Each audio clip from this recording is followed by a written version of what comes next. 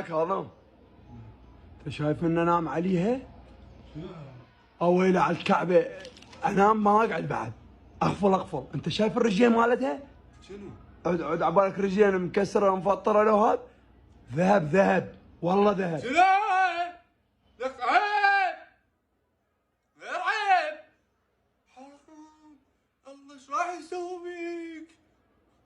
بس هي شنو من انام غير والله بالدماغ بعد ما اقعد تخبل قام نوب ترف. يا ولد ايش بيه هذا؟ لك حرام الله ايش يسوي بيك بعد؟